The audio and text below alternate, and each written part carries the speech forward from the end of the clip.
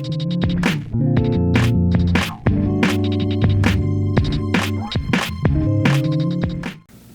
everybody, this is George from the Miller School of Music.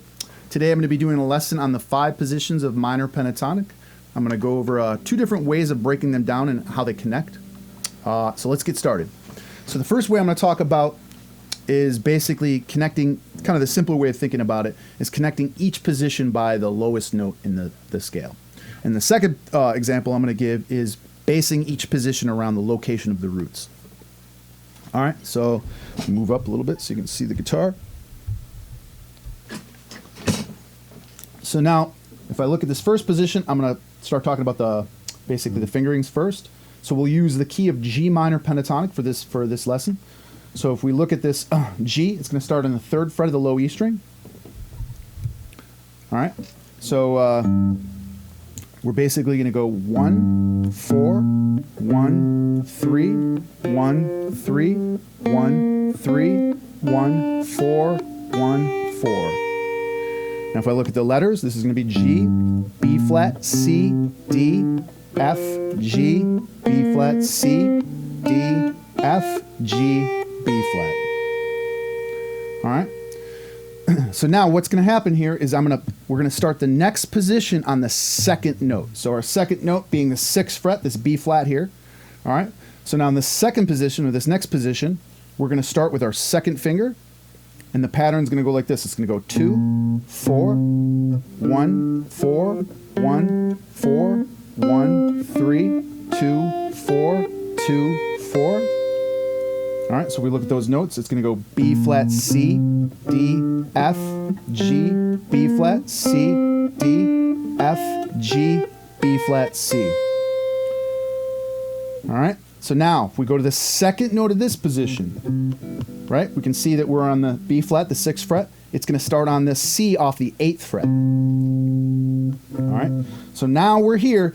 Now, some people play this 1, 3, 1, 3, 1, 3. I choose to play this 2, 4. It's really comes down to personal preference, whatever you feel most comfortable with. So if we look at the 2nd position of the 2nd note of the last position, we said this is B flat, C. So in this position, we're starting on this C.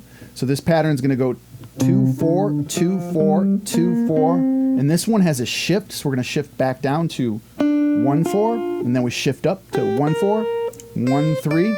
Coming back, we're going to go 3, 1, 4, 1, 4, 1. 4, 2, 4, 2, 4, 2. Now again, here's the other way using the different fingerings, using the 1st and 3rd fingers. You'd go 1, 3, 1, 3, 1, 3, shift back, 1, 4, 1, 4, 1, 3. Now if we think about notes, C, D, right? We got F, G, B flat, C, D, F, G, B flat, C, D. Now if we look at the 2nd note in this position, we got this D here. So now we're going to go, so now our 1st finger is going to start on that 10th fret off that D.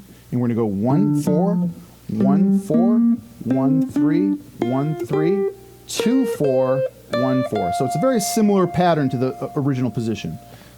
All right, so now if we look at the notes, we're going to go D, F, G, B flat, C, D, F, G, B flat, C, D, F.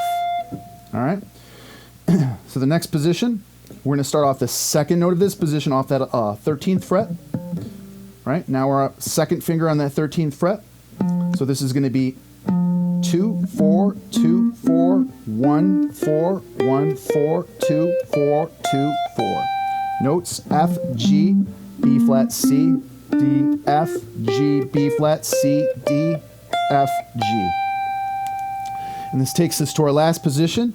So we're going to start off the 2nd note of this position. So we're on the F. So we're going to start off the 15th fret right here.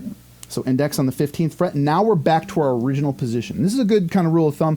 Whatever position you start in, if you go up an octave, this kind of covers the majority of the fretboard. Feel free to keep going if you so choose.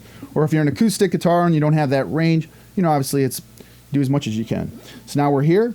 Same idea from where we started. 1, 4, 1, 3, 1, 3, 1, 3, 1, 4, 1, 4. So now the next way we're going to break this down is we're going to talk about the location of the roots. And I feel like in the long run, this is a better way of thinking. It just gives you more control over what you're doing. but you got to know your notes. So let's start off thinking about our notes. So basically there's going to be 2 positions off the E, 2 positions off the A, and 1 position off the D. So if we're in the key of G, we want to find all our Gs. So we have a G here, 3rd fret on the low E string. We have a G, 5th fret on the D string. We have a G, 10th fret on the A string. And then we have a G, 15th fret on the low E string.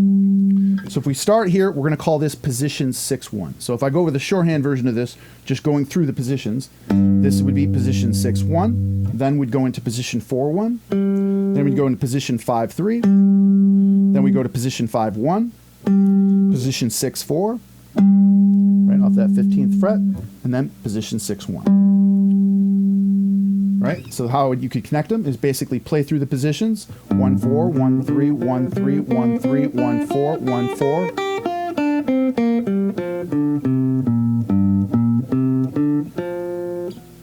Now I'm in position 4-1. Right? Now I'm in position 5-3.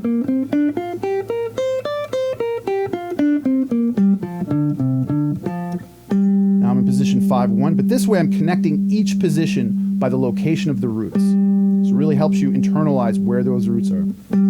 Now I'm in position 5-1.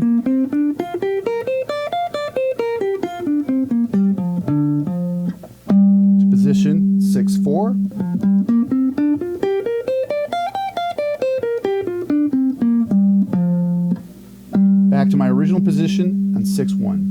So this is a great way to really internalize the fretboard. So again, the ultimate goal is to get to the point where you're not thinking patterns or positions. The only reason we have to learn these positions is because the entire fretboard is just too much information to memorize. So by breaking it down in these chunks, it helps us to get to the point where we can kind of internalize the fretboard and eventually just think melody, and use your soul, express yourself freely. All right, so this concludes the lesson today. Remember to hit that subscribe button, hit the bell so you get some future notifications, and I'll see everybody soon. Take care.